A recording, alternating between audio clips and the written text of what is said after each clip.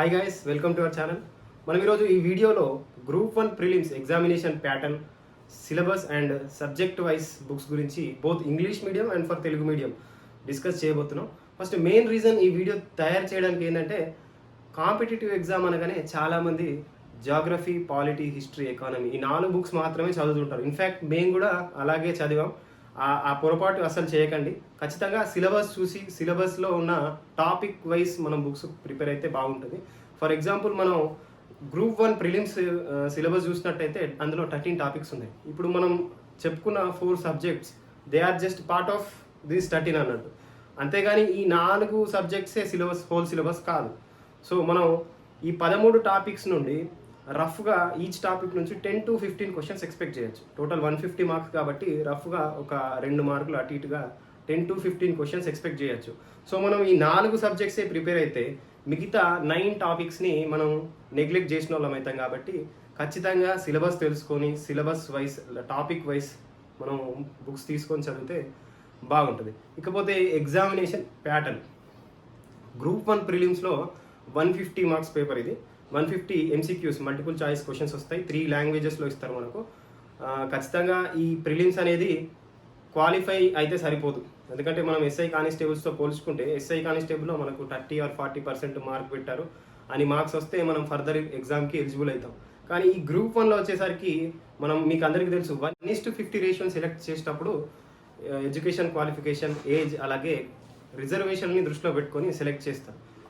Next మనం group 1 syllabus, group 1 prelims యొక్క syllabus and topic wise books గురించి తెలుసుకుందాం. ఫస్ట్ టాపిక్ వచ్చేసి కరెంట్ అఫైర్స్. ఈ కరెంట్ అఫైర్స్ జనరల్గా ఓన్గా ప్రిపేర్ అయితే బెటర్.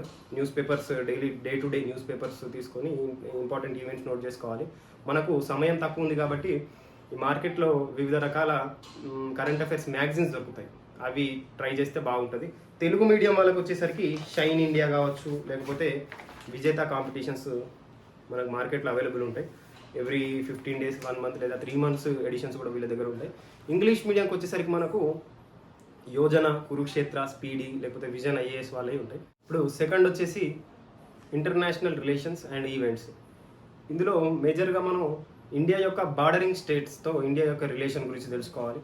అలాగే ఇప్పుడు కరెంట్ ఈవెంట్స్, మనకు రష్యా యుక్రెయిన్ వార్ నడుస్తుంది. ఈ నేపథ్యంలో మనం రష్యా అలాగే యుఎస్ఏ, జపాన్ అలాగే ఇజ్రాయెల్తో ఇండియా యొక్క రిలేషన్స్ గురించి మనం త్వరగా చదవాలి. దీంతో పాటు ఇండియా కొన్ని గ్రూపింగ్స్ ఉంటాయి, కంట్రీస్ యొక్క గ్రూపింగ్స్ లైక్ G20, SAARC కావచ్చు, బిమ్స్టెక్. ఈ ఇండియా ఎందులో అయితే మెంబర్షిప్ ఉంటుందో ఇండియాకి, ఆ గ్రూపింగ్స్ యొక్క సమిట్స్ కానీ లేకపోతే మీటింగ్స్ కానీ మనం ఖచ్చితంగా చదవాల్సి ఉంటుంది.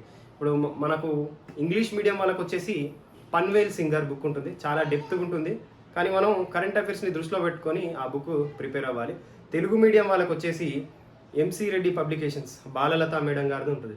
ఇకపోతే థర్డ్ టాపిక్ వచ్చేసి general science and India's achievement in science and technology.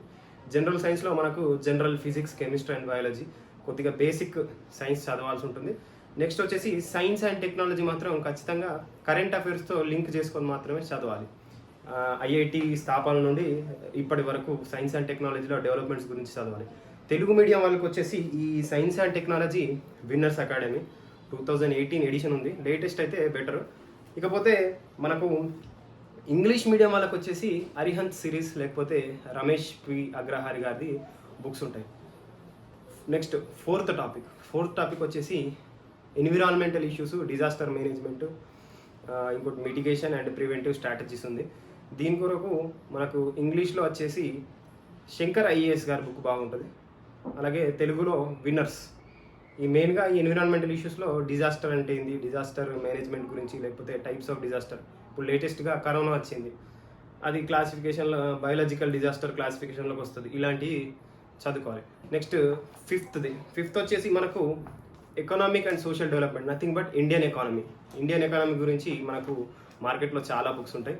English medium వాళ్ళకి వచ్చేసరికి రమేష్ సింగ్ గారి బుక్ ఉంటుంది, లేకపోతే శంకర్ గారి బుక్ ఉంటుంది. తెలుగు మీడియం వాళ్ళకి వచ్చేసి GBK పబ్లికేషన్స్ అండ్ చిరంజీవి గారి బుక్ చదివితే బాగుంటుంది. సిక్స్త్ టాపిక్ వచ్చేసరికి world, India and Telangana geography. ఇప్పుడు వరల్డ్ అండ్ ఇండియన్ జాగ్రఫీ కొరకు ఇంగ్లీష్ మీడియం వాళ్ళకు జిగీషా పబ్లికేషన్స్ ఉంటాయి. అలాగే తెలుగు మీడియం వాళ్ళకి ఉప్పలయ్య గారి పబ్లికేషన్ ఒకటి, చదివితే సరిపోతుంది. అలాగే తెలంగాణ జాగ్రఫీ కొరకు ఖచ్చితంగా Telugu academy books both English and Telugu mediums ఉంటాయి, అవి ప్రిఫర్ చేస్తే బాగుంటుంది. Next topic is nothing but Indian history. Indian history కొరకు ఇంగ్లీష్ మీడియం వాళ్ళైతే విజన్ ఐఏఎస్ లేకపోతే బిపిన్ చంద్ర గారి బుక్స్ ఉన్నాయి. తెలుగు మీడియం వాళ్ళకి వచ్చేసి ఇండియన్ హిస్టరీ సైద్ సిరీస్ గారి బుక్ ఉంది, ఇది ఒకటి జరిగితే సరిపోతుంది మనకు. 8th టాపిక్ వచ్చేసి Indian constitution and polity. English medium వాళ్ళకి లక్ష్మీకాంత్, తెలుగు మీడియం వాళ్ళకి వచ్చేసి జీబీకే పబ్లికేషన్స్ లేదా ఎంసీ రెడ్డి పబ్లికేషన్స్ బుక్స్ చదివితే సరిపోతుంది. ఇంకోటి 10th టాపిక్ కొద్దిగా డిఫరెంట్గా ఉంటుంది, governance and public policy India. చాలా రేర్గా ఉంటాయి బుక్స్ మనకు. ఇంగ్లీష్ మీడియంకి వచ్చేసరికి లక్ష్మీకాంత్ గారి బుక్, తెలుగుకి వచ్చేసరికి జీబీకే పబ్లికేషన్స్లో బాగుంది. ఇకపోతే 10th టాపిక్ ఇది పాలసీస్ ఆఫ్ తెలంగాణ స్టేట్.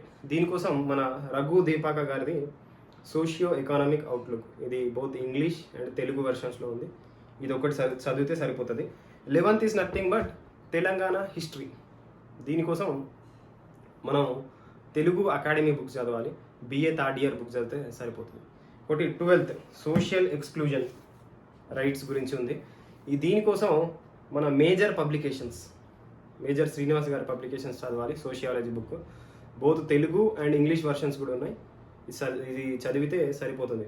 ఇక last logical reasoning, mental ability and data interpretation. This is not every one's cup of tea.